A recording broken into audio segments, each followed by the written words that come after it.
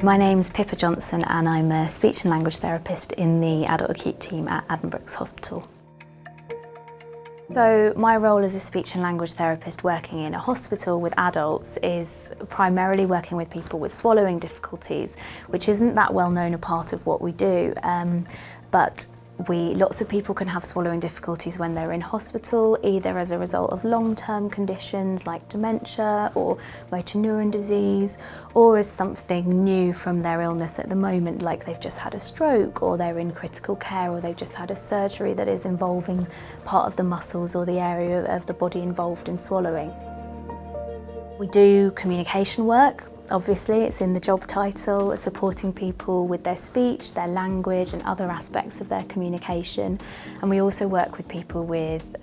difficulties making decisions for themselves. So it's called mental capacity assessment, which is the law that supports people with communication difficulties to be involved in decisions about their own care and about their own life.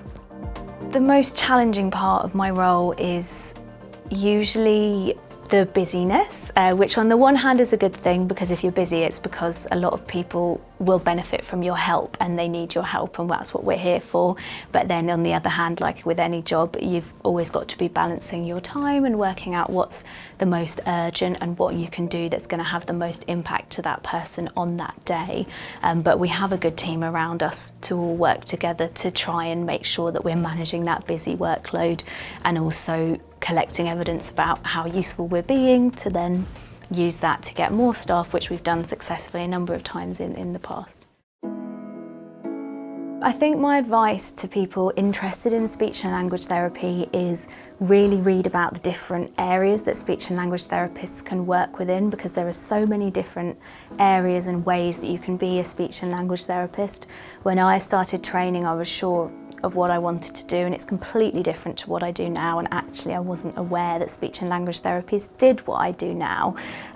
So you might find when you look into it deeper that there's a specific avenue you want to go into that you can then direct your work experience towards. When you're at the university, you can tell them this is an area that I'm interested in and try and make sure that you get a placement in that area. And the other thing I would advise is that when you're thinking about getting into university to study the course, think about a lot more than just the grades and the subjects that you need, because the experience is very, very important. So find work experience, volunteer. There's so many charities out there supporting people with, for example, adults with a learning disability, MenCap groups, which is something that I did when I was a student. I also used to volunteer in my free periods at a local primary school, supporting some of the children with autism there. So if you know what you're heading towards, and you've got the time and the willingness to do the voluntary work, the universities will look very favourably upon that, and really it is essential to have some of that experience to be able to get a place on the course. I'm proud to work in the NHS because it's an organisation that's there to support people when they're often going through the worst, most difficult times of their life, to give people dignity. I think that healthcare should be free at the point of access everywhere in the world, and I'm very proud that that's the system that I get to live and work within.